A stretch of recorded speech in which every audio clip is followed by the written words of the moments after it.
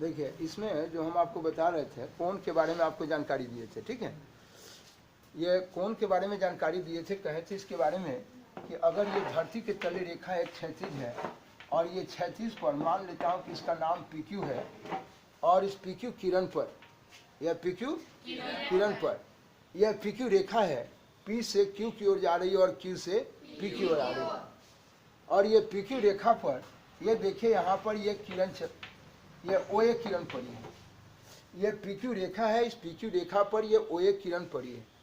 ये किरण जो है यह घूमती है, या तो किरण ये देखिए घड़ी की सुई की दिशा में घूमेगी या घड़ी की सुई की दिशा के विपरीत घूमेगी। अगर घड़ी की सुई की दिशा है, अगर घड़ी की सुई की दिशा में विपरीत घूम गई, ये देखिए ये OA जो इस पर था, ये OA किरण यहाँ चली आई, तो ये PQ किरण के साथ ये OA किरण देखिए यहाँ पर चली आई। तो ये जो आकार बन गया ये मेरा कोण है। तो ये कोण जो बना ये साहब घड़ी की सुई की दिशा में जब ऐसे नाचती है तो ये बोलते हैं क्लॉकवाइज, और घड़ी की सुई की दिशा जब विपरीत में ऐसे नाचती है एंटी क्लॉकवाइज। तो जब ये एंटी क्लॉकवाइज में नाचती है तो ये जो कोण बन गया, मान लेता हूँ ये 50 डिग्री का कोण बना, तो ये कोण साहब प्लस में।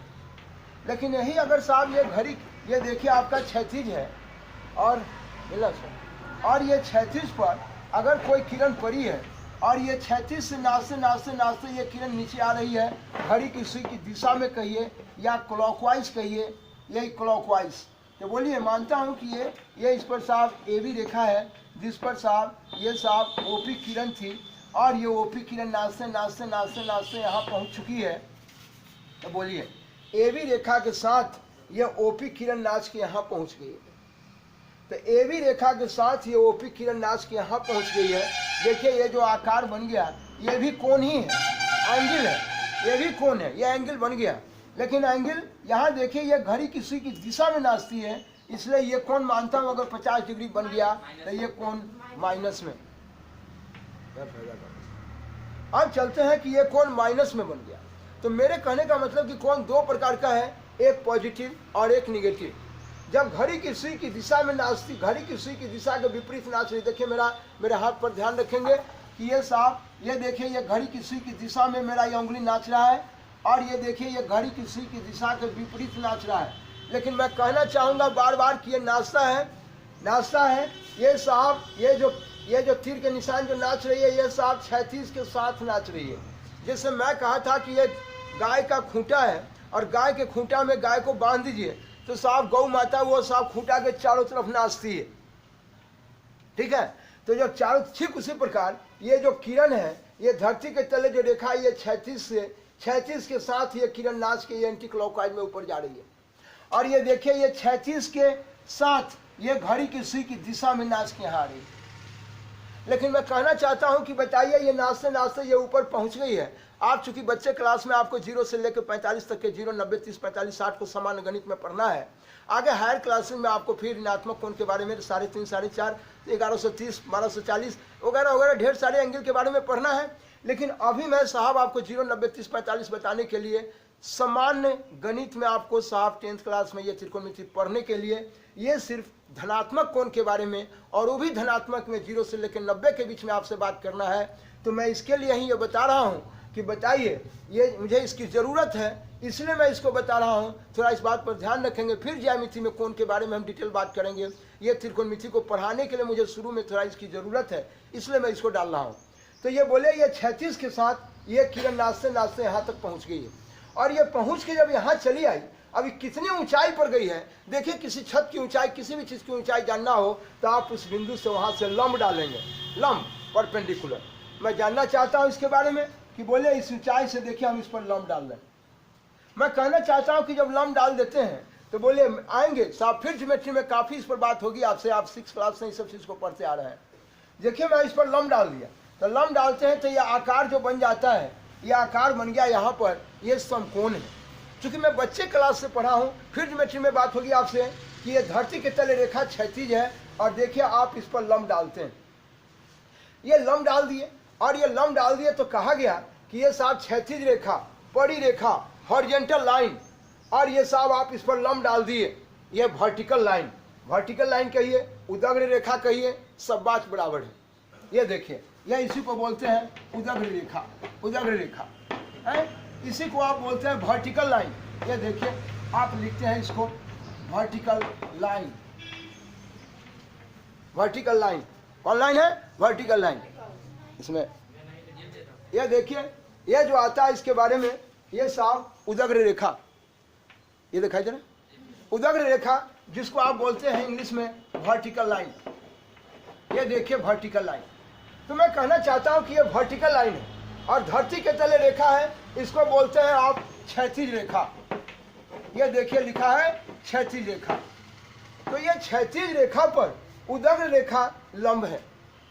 तो क्षैतिज रेखा पर जब उदग्र रेखा लंब है तो ये आकार जो बनता है ये मेरा समकोण है। और इस समकोण का माप, समकोण का माप होता है 90 डिग्री। लोगों से, बच्चों से पूछेगा कि समकोण क्या है, राइट एंगल जिसको आप बोलते हैं इंग्लिश में, तो ये समकोण क्या है, तो लोग कहते हैं कि साहब 90 डिग्री के कोण को समकोण कहते हैं। नहीं मेरे बच्चे, बोल दिए, कोई गुनाह नहीं है। लेकिन मैं कहना चाहूँगा कि साहब ये धरती के तले रेखा क्षैतिज है, ये साहब पड़ी रेखा है, और इस पर हम खड़ी रेखा यानी उदग्र रेखा यानी वर्टिकल लाइन इस पर लंब डाले हैं। यानी साहब vertical line is perpendicular to the horizontal line then form the right angle. ये समकोण तब बना है जब साहब क्षैतिज रेखा पर जब उदग्र रेखा लंब डालता है। इस समय मेरे बच्चे ये 90 डिग्री का कोण है। तो ये बताइए, मैं कहना चाहता हूं कि ये मेरे क्षैतिज के साथ, ये क्षैतिज के साथ, ये देखिए ये साहब क्षैतिज के साथ ये किरण ये नाचते नाचते ये देखिए ऐसे खड़ा हो रही है। तो ये जो यहाँ पर कोण बन गया है, इस कोण को हम थीटा मान लिए। आप जानते हैं, बच्चे से पढ़े कि समकोण त्रिभुज में अगर साहब ये तीन कोण, कोई भी त्रिभुज में तीनों कोण का जोड़ 180 है, अगर एक कोण 90 बन गया, बाकी ये दोनों कोण जो बचेगा वो साहब 90 डिग्री में ही बंटवारा होगा। ये दो तीन कोण का जोड़ 180 है, 90 अकेले ही खा गया, तो बाकी दोनों कोण का जोड़ 90। तो जब दोनों कोण में साहब कोई एक कोण जो होगा वो जरूर है कि 90 से छोट होगा। तो 90 से छोट है, इसलिए मेरे बच्चे ये मेरा न्यून कोण है, जिसको इंग्लिश में आप एक्यूट एंगल बोलते हैं।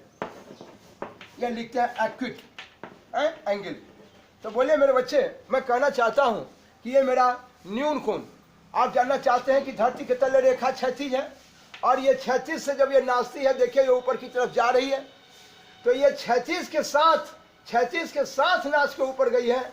और आपने साहब ये कितनी ऊंचाई पर गया इसको जानने के लिए आप इस पर लंब डालते हैं।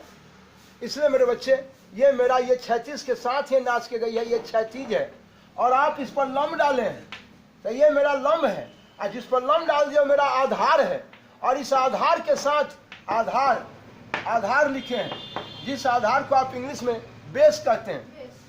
आप आधार को आप इंग्लिश में देखिए यहाँ पर बेस बोलते हैं, और ये लंब डाले इसको परपेंडिकुलर कहते हैं। अब बताइए, तो जो लंब डाल दिया गया 90 बन गया यहाँ पर, तो मैं कहना चाहूँगा बार बार आपसे कि ये क्षैतिज के साथ ये किरण देखिए नाचते नाचते नाचते नाचते ऊपर गई है। तो ये क्षैतिज के साथ जब नाच रही है तो ये कितनी ऊंचाई पर गई है जानने के लिए आप इस पर लंब डालते हैं।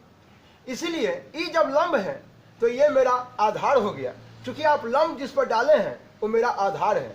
इसका मतलब जब इस न्यून कोण के लिए बात किए हैं तो ये मेरा आधार का काम करता है। देखिए बार बार आपको त्रिकोणमिति की दुनिया में आपसे यही बात करना चाहेंगे कि अगर हम इस न्यून कोण के लिए बात करेंगे तो देखिए मेरा ये आधार है। मेरे बच्चे, मैं साफ करके इसको फिर से सही बताना चाहता हूँ, फिर से साफ साफ दिखाना चाहता हूँ आपको। बिंदु बिंदु पर ध्यान रखेंगे, यही आपके लिए बहुत अचूक चीज़ है। यहाँ ये क्षैतिज रेखा है, और क्षैतिज रेखा पर ये देखिए किरण पड़ी है। मानता हूँ इसका नाम PQ है, और नाम कुछ भी मान सकते हैं आप। इस पर किरण है। मैं समझाने के लिए इन सारी बात को पहले दे रहा हूँ कि किसी भी हाल में त्रिकोणमिति को पहले खड़ा किया जाए। इस बिंदु को आप ध्यान से देखेंगे, ये OA किरण पड़ी है। इस OA किरण को देखिए, ये क्षैतिज PQ के साथ ये देखिए OA किरण नाचते जा रही है, नाचते जा रही है, नाच के ये ऊपर की तरफ जा रही है। और ये मेरे बच्चे ये किरण, ये देखिए मेरा OA किरण यहाँ पहुँच गई है, OA किरण यहाँ पहुँच गई है। अब इस OA किरण को देखिए, नहीं दिखाई दे रहा, ये OA किरण, ये देखिए ये PQ रेखा के साथ देखिए इस पर ये OA किरण पड़ी है। और ये साहब OA किरण जो है, ये OA किरण ये नाचते नाचते नाचते नाचते कहीं जा रही है, और ये नाच के देखिए यहाँ पर पहुँच रही है। और जब नाच के ये पहुँच रही है, घूम के ये पहुँच रही है, घूर्णन कर रही है, ये देखिए यहाँ पर चली गई। देखिए यहाँ पर एक कोण बन गया, ये न्यून कोण आप जानते हैं कहाँ पहुंच गए, इसको जानने के लिए आपने इस पर लंब डाल दिया। तो लंब डाल दिया तो यहाँ देखिए समकोण बन गया, राइट एंगल बन गया। तो ये साहब इस न्यून कोण के लिए बात की है, इसलिए ये मेरा आधार हो गया। और साहब 90 तब बना जब इस आधार पर आप क्या किए, लंब डाल दिए। ये देखिए लंब डाल दिए। तो बोलिए मेरे बच्चे ये आधार है, ये लंब है। आधार जिसको आप इंग्लिश में बोलते हैं बेस, लंब जिसको बोलते हैं इंग्लिश में परपेंडिकुलर। परपेंडिकुलर दिखाई दे रहा है, ये देखिए परपेंडिकुलर। तो ये बोलिए आपका आधार है, ये लंब है। और आप बच्चे से पढ़ते आए हैं कि ये दोनों को मिलाने वाला, ये मेरा दोनों की चोटी को मिलाने वाला ये मेरा कर्ण है। और मैं आपसे बात करूंगा कि ये देखिए ये मेरा जो कर्ण है, जो ये मेरा तीर का निशान था, जो ये साथ 36 के साथ ये नाचते नाचते नाचते यहाँ जा रही है। इसलिए हम बार बार आपसे कहेंगे कि हम इस न्यून कोण के लिए बात करेंगे तो ये मेरा आधार होगा। और 90 तब बनेगा जब इस आधार पर लंब डालेंगे। मेरे बच्चे अगर आपके दिमाग में ये बात आ जाए कि नहीं भाई हम ऐसा नहीं करके, अगर हम साहब अगर हम इस तरह से हम एक यहाँ पर मानता हूँ ये 36 की तरह हम एक लाइन खींचते हैं, और लाइन खींच के अगर हम इस पर ये किरण को खड़ा कर दिए, देखिए यहाँ पर खड़ा है ना, ये 36 आपका नाम मान लिया साहब ए बी, और इस ए बी पर मानता हूँ कि ये ओपी आपका किरण है। और ये किरण या तो साहब इधर नाचेगी या किरण इधर नाचेगी, ठीक है। तो ये नाचने के लिए देखिए ये नाचते नाचते यहाँ जा रही है। आइए मैं कहना चाहता हूँ ए बी रेखा के साथ ये देखिए ओपी किरण नाचते नाचते नाचते यहाँ पहुँच रही है। या तो इधर नाचे या इधर नाचे, आप स्वतंत्र है, आप इसको किधर घुमा दीजिए। नाचने के बाद ये मैं सिर्फ बताने के लिए बच्चों को ये करना चाह रहा हूँ कि देखिए ये 36 के साथ ये नाच के इधर चलाया है। देखिए यहाँ जो ये आकार बन गया ये मेरा कोण है, और ये कोण जो बना ये कितने ऊंचाई पर गया इसको जानने के लिए इस जगह से हम लंब डालते हैं। देखिए लंब डाल दिए, यहाँ पर राइट एंगल बन गया, समकोण बन गया। अब ये जो समकोण बन गया तो अब बताइए ये आपने लंब डाला है, तो ये हो गया मेरा लंब और ये हो गया मेरा आधार। तो आप जानते हैं, बोले साहब इसके बारे में ये 36 से ऊपर उठ के आया, बोले यहाँ पर 90 बन गया। मैं बार बार मैं अपने बच्चों से कहना चाहता हूँ कि बोले साहब हम इस न्यून कोण के लिए यहाँ पर एक न्यून कोण बना। जब ये समकोण है तो त्रिभुज के तीनों कोण का जोड़ 180 है। 180 में साहब 190 बन गया, तो बाकी जो ये दोनों है मेरा न्यून कोण है। और इस न्यून कोण में हम अभी बताए थे कि इस न्यून कोण के लिए बात किए थे ये आधार है। लेकिन जब हम देखिए ये नाच के यहाँ पर चली आई है, अभी कहाँ गया इसकी ऊंचाई को जानने के लिए इस पर लंब डाले हैं। तो बोले ये लंब है, लेकिन साहब देखिए इस न्यून कोण के लिए बात किए तो लंब डाले हैं, तो ये तो मेरा आधार है। ये नाचते नाचते यहाँ पहुँच गई। अब ये नाच के यहाँ पर पहुँच गई, पहुँचने के बाद ये कितनी ऊंचाई पर गई है इसको जानने के लिए हम लंब डाले। अभी जब इस पर लंब डाल दिए तो बोले साहब ये मेरा आधार हो गया और ये मेरा लंब हो गया। इसका मतलब हम बार बार पढ़ाने के क्रम में आपसे बात करेंगे कि साहब इस न्यून कोण के लिए बात किए तो ये मेरा आधार हो गया और ये मेरा लंब हो गया। देखिए इस न्यून कोण, इस कोण का नाम मान लिया फाई। अगर हम साहब नाम कुछ भी मान सकते हैं, आपकी मर्जी। ये देखिए मैं इस न्यून कोण के लिए बात किया था, मेरा आधार हो गया। और 90 तब बना जब आधार पर हम लंब डालते हैं। लेकिन मेरे बच्चे मैं अभी 2 मिनट पहले आपको बताया कि धरती के तले रेखा 36 है, और ये 36 पर अगर कोई किरण यहाँ पड़ी है और ये किरण उठ के देखिए यहाँ से यहाँ की तरफ चली आई, ये देखिए यहाँ चलाया। अब ये कोण इतना बड़ा बना, मान लेते हैं इस कोण का नाम थीटा। ये कहाँ गई है इसका नाम देखिए, ये ए बी रेखा है, 36 रेखा है, ए बी 36 है, और ये 36 के साथ ये उठते उठते यहाँ चली आई है। मानता हूँ इसका नाम ओपी है। बोले साहब ये कहाँ पर गई है इसको जानने के लिए इस बिंदु से क्या डालेंगे, लंब। तो लंब डाल दिए, तो लंब डाल दिए तो बोलिए तो ये देखिए ये लंब डाल दिए। लंब डालने के बाद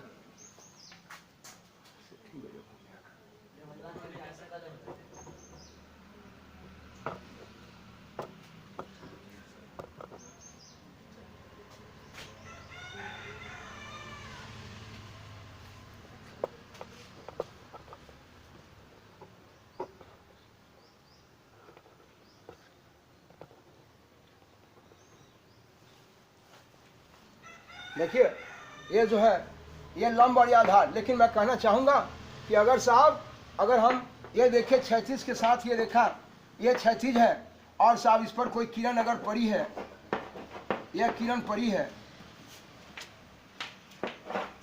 यह 36 है, और ये 36 के साथ अगर कोई किरण पड़ी है और ये किरण नाचते नाचते नाचते नाचते नाचते नाचते देखिए यहाँ जा रही है। तो जब यहाँ पहुँच गई, अभी कितनी ऊंचाई पर गई इसको जानने के लिए आप इस पर लम्ब डालें। हम बार बार एक ही बात को बताना चाहते हैं ताकि मेरे बच्चे इस बात को पूरे कन्फर्म कर लें कि साहब मेरा कौन होगा लम्ब और कौन होगा आधार।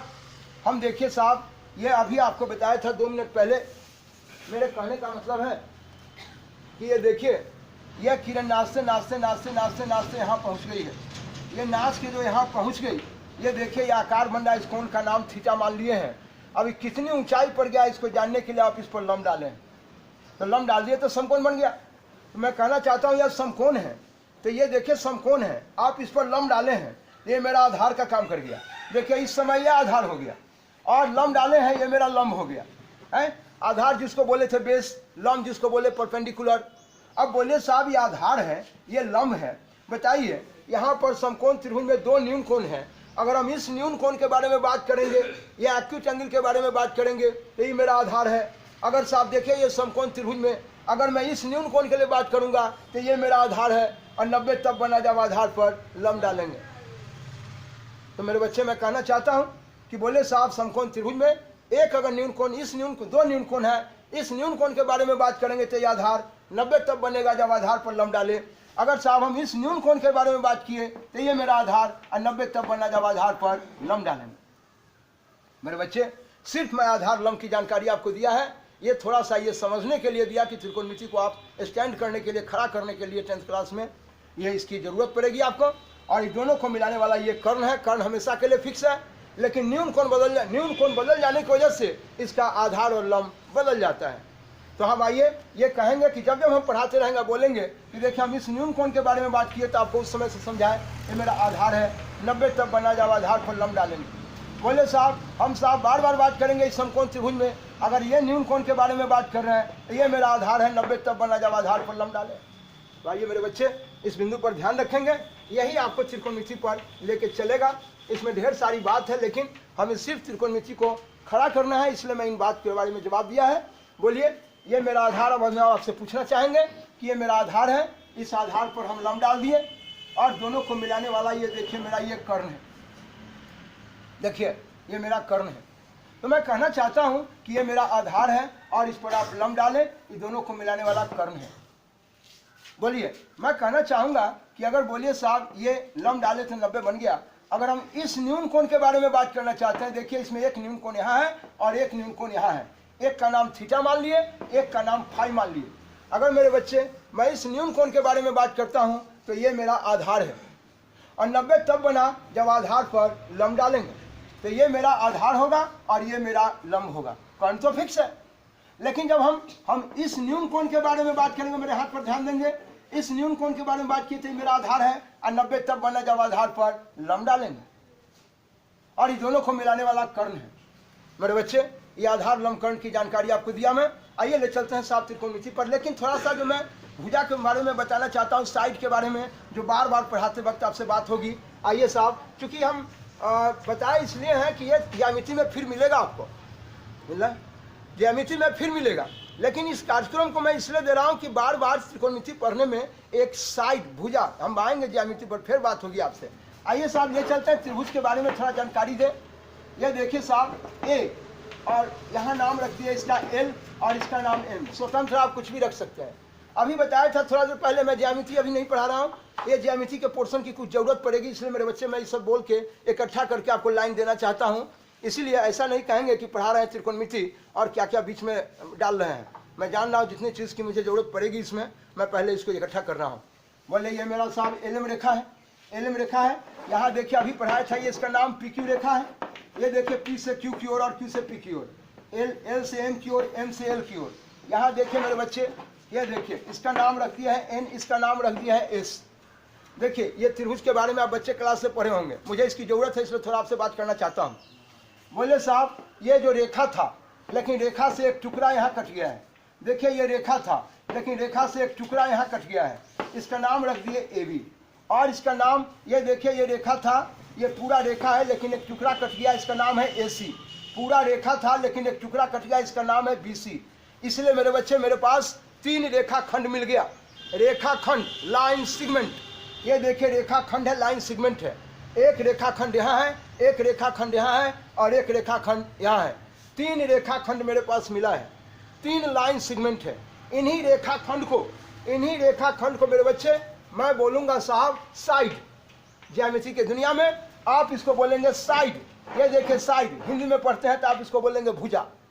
ये बोलिए, बोलने के लिए भुजा है ए से सी तक, सी से ए तक, एसी साइड या सीए साइड, एसी रेखाखंड या सीए रेखाखंड है। रेखाखंड, बट हमारे बच्चे जो है बिहारी बाबू की तरह हमेशा बोलते रहते हैं, रेखाखंड को भी रेखा बोलते रहते हैं।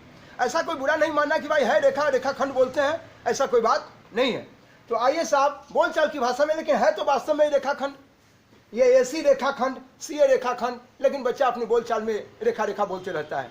तो आइए मेरे बच्चे, यही एसी रेखाखंड मेरा भुजा है। यही एसी कहेंगे, सीए कहेंगे, ए भी कहेंगे, बीए कहेंगे, बीसी कहेंगे, सीबी कहेंगे। देखिए एसी रेखाखंड है, ए भी रेखाखंड है, बीसी रेखाखंड है। ये 3 रेखाखंड है और इस तरह से मेरे बच्चे यहाँ पर 3 कोण बन रहा है। ये देखिए, इस कोण के बारे में हम थोड़ा पढ़ना सिखाएंगे, तब जाके आप काफ़ी काम करेंगे। इस कोण के बारे में आप पढ़ेंगे। मैं कहा था कि जिस कोण को लिखना है इसको बीच में लिखेंगे और बाकी बी और सी आप कहीं भी लिख सकते हैं। ये ज्यामिति पर फिर आपसे काफ़ी बात होगी।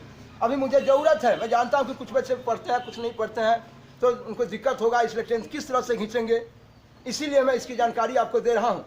ये देखिए, जिस कोण को लिखना चाहता हूँ उसको मैं बीच में लिखा हूँ और साहब बाकी बी और सी बच गया, इसको कहीं रखिए, उससे कोई फर्क पड़ने वाला नहीं है। अभी थोड़ा देर पहले शुरू में जानकारी दूँ, ये बी ए सी, ये देखिए मैं ए कोण को लिखने के लिए ए यहाँ लिखा और सी को ही आप पहले लिख दो और बी को बाद में, उससे कोई फर्क नहीं पड़ता है ना। ये देखिए मैं कोण का चिन्ह लगा दिया, angle B A C, angle C A B.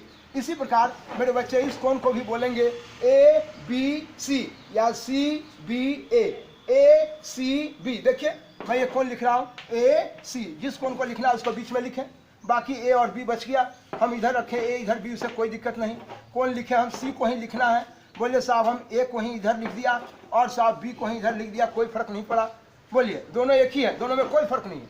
उसी प्रकार इस कोण को लिखेंगे ए बी सी। देखिए ये कोण ए बी सी, या लिखेंगे कोण C B A, C B ए। कहने का मतलब कि जहाँ कोण बनता है उसको बीच में लिखे, बाकी साहब ये बच गया आपका ए और सी, ए को इधर, सी को इधर, सी को इधर, ए को उधर, से कोई फर्क नहीं। जिस कोण को लिखना है उसको बीच में बोलेंगे A B C, C B ए। आप किधर लिखे कोई दिक्कत नहीं, ठीक है। आइए अब चलते हैं इस प्रोग्राम में, जहाँ पर हम आपको इसी बात बता के हम चलेंगे साहब त्रिकोणमिति के लिए कुछ आपको आधार खड़ा करते हैं। देखेंगे मेरे बच्चे कैसे, आप सभी ध्यान देंगे। और इस वीडियो में मैं त्रिकोणमिति का कार्यक्रम यहाँ से खड़ा कर रहा हूँ, उसी के लिए मैं इतनी सारी बात आपको इकट्ठा करके दिया था। अभी कोई मैं ज्योमेट्री नहीं पढ़ा रहा था आपको, लेकिन जो खड़ा करने जा रहा हूँ, अगर मेरा साहब किसी टेक्निकल गड़बड़ी से या किसी कारण से अगर प्रोग्राम फिर अगर बंद हो जाए तो फिर अगले वीडियो में इसको देखेंगे आप कि कैसे मैं इसको कार्यक्रम करके साहब दूंगा। इस त्रिकोणमिति के लिए मैं खड़ा कर रहा हूँ। और पहली बात मैं इसको दे रहा हूँ साहब कि देखिए ये मेरा आधार है। हम संक्षेप में ये बता देना चाहें कि समकोण त्रिभुज का अध्ययन करके ही लोगों ने साहब त्रिकोणमिति के कार्यक्रम को बताया। ये समकोण मेनली खासकर समकोण त्रिभुज का ही अध्ययन किया गया। और समकोण त्रिभुज में किसका अध्ययन किया गया? तो समकोण त्रिभुज में उनके भुजाओं का अध्ययन किया गया, उनके कोण का अध्ययन किया गया। आइए ले चलते हैं इन भुजाओं और कोण का अध्ययन कैसे किया गया, ठीक है। तो इन भुजाओं और कोण का अध्ययन करने के लिए ही साहब त्रिकोणमिति का इस्तेमाल किया गया। ऐसे देखते हैं साहब समकोण त्रिभुज में अध्ययन किस तरह से करेंगे आप, समकोण त्रिभुज का अध्ययन कैसे आप त्रिकोणमिति में करते हैं और देखेंगे इसके बारे में।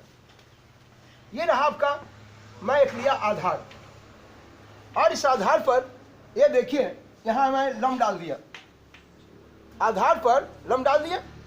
बोले यहाँ पर 90 डिग्री का कोण हो गया। आपको मैं अभी 2 मिनट पहले पढ़ाया था कि एक परी रेखा पर जब खड़ी रेखा लंब डालते हैं तो ये आकार जो बनता है समकोण है, और इन दोनों को मिला दिया, ये मेरा कर्ण है। अभी आपने देखा 2 मिनट पहले मैं कहा था कि अगर हम इसमें 2 न्यून कोण हैं, लेकिन इस न्यून कोण का नाम थीटा मान लिए। आप स्वतंत्र है, alpha beta gamma theta kappa Sai कुछ भी रख सकते हैं, जैसे आपका नाम टुनटुन घुंटू मुंटू है, आप जो भी रख सकते हैं वगैरह। ये चलते मेरे बच्चे इसका नाम डाल दिए ए बी और सी। आप जरूरी नहीं कि इसका लेटर ए के बाद बी या बी के बाद सी है तभी ऐसा मान सकते हैं, आप कुछ भी मान सकते हैं, स्वतंत्र है। मैं चलता हूँ साहब इस न्यून कोण के बारे में बात करने जा रहा हूँ, इसलिए मैं इसको ले लिया आधार। और ये आधार को पूरा अपने आधार ऐसे लिखा है, इसी को आप इंग्लिश में आप बेस लिखते हैं। और ये आपका देखिए, ये आपका लंब है। ये लंब को शॉर्ट में लॉ लिख के हमेशा सुना लिखेंगे, लंब समझिएगा। आधार को शॉर्ट में आ लिख के सुना लिखेंगे, आधार समझिएगा। और ये मेरा कर्ण है।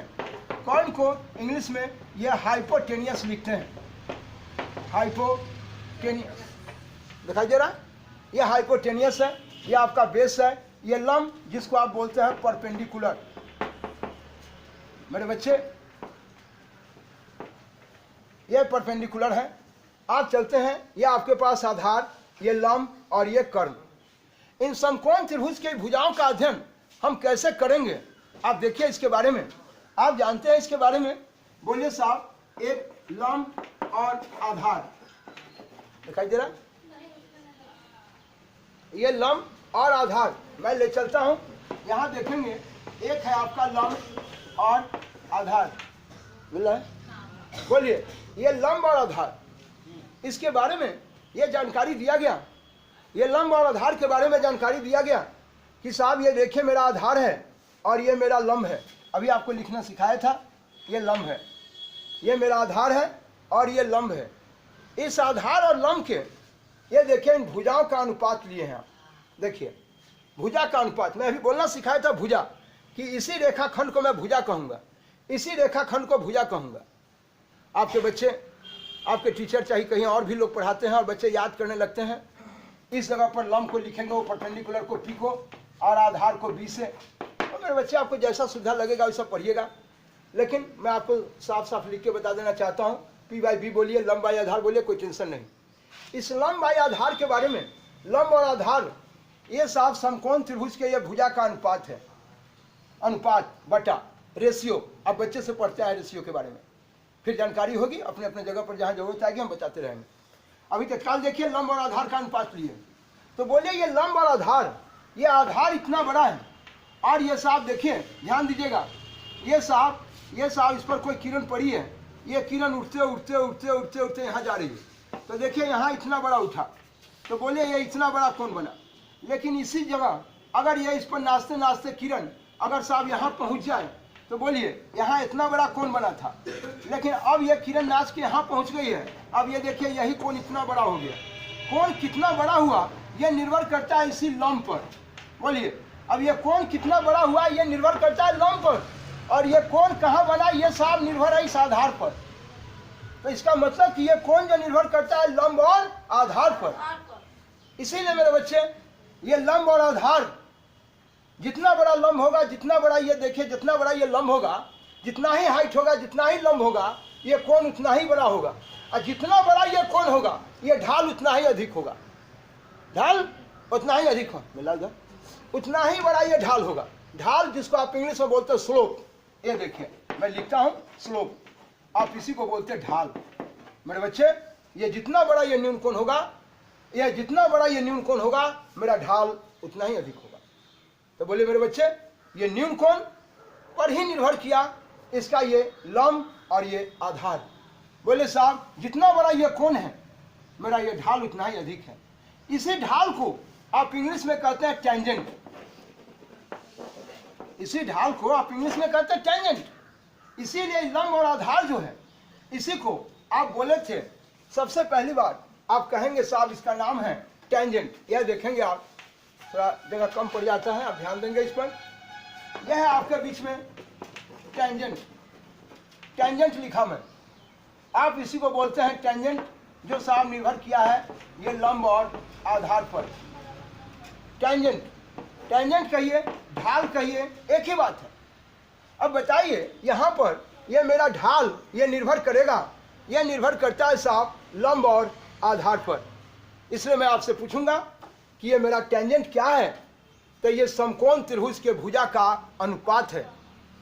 राइट एंगल, ये राइट एंगल के साइड का अनुपात है, राइट एंगल के साइड का रेशियो है। रेशियो कहिए, अनुपात कहिए, समकोण त्रिभुज के भुजा का अनुपात है। और ये समकोण त्रिभुज के भुजा का अनुपात, ये लंब और आधार, हम बार बार पूछेंगे, अरे बाबू समकोण त्रिभुज के भुजा का अनुपात लंब और आधार का है। अच्छा, ये मेरा टेंजेंट है, टेंजेंट, क्योंकि ये लंब और आधार पर निर्भर कर रहा है। मैं इसी टेंजेंट को दिखाया। अब कहें कि नहीं भाई मैं लिखा साहब यहाँ देखिए कोसाइन, कोसाइन, ये जो कोसाइन लिखा है, इस कोसाइन में आप देखेंगे ये साहब ये आधार और ये देखिए ये कर्ण, कर्ण, आधार और कर्ण का। मेरे बच्चे इस सब पर ढेर सारी बात है, लेकिन अभी पहले आप लाइन पर खड़ा हो रहे हैं, इसलिए सिर्फ खड़ा होइए, देखिए। शुरू में मैं आपको बता रहा हूँ, इसलिए साहब हम उतना डिटेल इस सब पर नहीं जा रहा हूँ, और नहीं तो इस पर ढेर सारा कमेंट है, ढेर सारा बात है। जैसे मैंने टेंजेंट के बारे में अभी बात किया कि साहब ये लंब और आधार पर कैसे निर्भर करता है, इस सब के पीछे भी ढेर जवाब है। पहले देखिए, आप पहले खड़ा होइए। तो ये कोसाइन आधार और कर्ण का, यानी समकोण त्रिभुज के भुजा का अनुपात आधार और कर्ण का है। और यहाँ देखेंगे मेरे बच्चे, ये लिखा मैं साइन, ये देखिए साइन। तो साइन एक त्रिकोणमितीय अनुपात है जो साहब लंब और कर्ण का है। दिखाई दे रहा है? बोलिए। तो ये समकोण त्रिभुज, बोलिए, टेंजेंट है लंब और आधार का, कोसाइन है आधार और कर्ण का, और साइन है लंब और कर्ण का। मेरे बच्चे, लोग कहते हैं कि फॉर्मूला याद करेंगे, और त्रिकोणमिति में फॉर्मूला याद करते करते, मैथमेटिक्स में फॉर्मूला याद करते करते बच्चे परेशान होते हैं। लेकिन मैं आप सभी बच्चों से आग्रह करता हूं मेरे भाई कि आपको कहीं फॉर्मूला रखने की आवश्यकता नहीं है। आप बात को ढंग से समझेंगे, आपको फॉर्मूला की कोई आवश्यकता नहीं है। बच्चे फॉर्मूला देखेंगे परेशान हो जाते हैं और कहते हैं कि हमें ढेर सारा फॉर्मूला याद करेंगे तो हमें क्वेश्चन बनाने में बनेगा। नहीं मेरे बच्चे, मेरे अंदाज को सीखने का प्रयास करेंगे, शायद आपको जरूरत नहीं पड़ेगी कि फॉर्मूला। सिर्फ मेरा यह बात ध्यान रखेंगे जो साहब मैंने आपको 3 बात अभी बताया, 3 और बोलना सिखाऊंगा अभी, जिसके बारे में आप जानने के बाद आप यही 6 मंत्र आपके बीच में उड़ेगा। तो आइए ले चलते हैं। यह आपका टेंजेंट है, यह आपका साइन है, कोसाइन है, और यह आपका साइन है। हम पूछेंगे आपसे कि टेंजेंट क्या है? ओह, समकोण त्रिभुज का भुजा का अनुपात। मैं पूछूंगा किसका अनुपात? तो लंब और आधार का। मैं कहूंगा ये क्या है? कोसाइन है। कोसाइन क्या है? समकोण त्रिभुज के भुजा का अनुपात। किसका अनुपात है? आधार और कर्ण का। मैं पूछूंगा ये साइन क्या है? समकोण त्रिभुज के भुजा का अनुपात है। किसका है? लंब और कर्ण का। मेरे बच्चे, ये साहब लंब और आधार, लंब आधार का अनुपात टेंजेंट है, आधार और कर्ण का अनुपात साहब कोसाइन है, लंब और कर्ण का अनुपात साहब ये साइन है। तो ये समकोण त्रिभुज के भुजा का अनुपात है। मेरे बच्चे, जिस समकोण त्रिभुज के भुजा का अनुपात लिया है, कौन क्या हो सकता है साहब? आप लंब बाई आधार का लिए, हम आधार बाई लंब लेंगे हैं? तो आइए ले चलते हैं, इन बातों से आपको भेंट कराता हूं, जहां आप देखेंगे। यहां मेरे बच्चे ये देखिए, मैं यहां पर लिखा, आप देखेंगे। सबसे पहले ये जानना इसके बारे में, ये मेरा इस न्यून कोण के लिए बात किया, मेरा आधार, मेरा ये लंब और मेरा ये कर्ण। ये देखते हैं जब हम चलते हैं इसमें, मैं चलता हूं बाबू इसमें, ये देखना है, जगह की कमी के कारण थोड़ा इधर उधर हो जाता है, तो बार बार मुझे फिगर मिटा के काम करना पड़ता है। ये इसके लिए खेद व्यक्त नहीं करेंगे। बाबू ऊपर देखिए, और मैं जानना चाहता हूं बाबू इसमें, जो आप लंब और आधार लिए थे, कहने के लिए कहा जाएगा कि साहब आधार को ही ऊपर किए और लंब को ही कहा ले नीचे। आप टेंजेंट कहे थे तो लंब और आधार पर था, यहां मैं क्या किया कि आधार को ऊपर ले गए, लंब को नीचे। आप कहेंगे कि भाई आधार को ऊपर ले गए, लंब को नीचे ले आए, इसको क्या कहेंगे? इसको कहा कोटेंजेंट।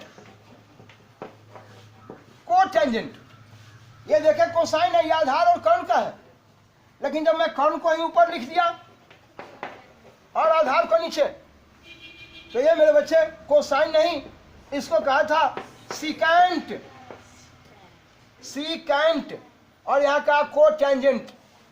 इसी तरह से मेरे बच्चे ये साइन है, जो साइन का, अगर साहब ये लंब और कर्ण का है, तो मैं यहाँ लिखा ये साइन है, दिखाई नहीं दे रहा इसलिए मैं इसको ऊपर लिख रहा हूँ। ये देखिए मेरा साइन है, ये साइन जो लंब और कर्ण का था, ये साइन लंब और कर्ण का है, मैं इसको लिख रहा हूँ कोसिकेंट, कोसिकेंट। ये देखिए दिखाई नहीं देता इसलिए मैं यहाँ लिख रहा हूँ ये कोसिकेंट, कोसिकेंट। अगर ये लंब और कर्ण का है, ये लंब और कर्ण का है, तो मैं इसको लिखूंगा कर्ण और लंब, कर्ण और लंब। देखिए अभी आप देखेंगे सभी बच्चे, ये जानना है इसके बारे में कि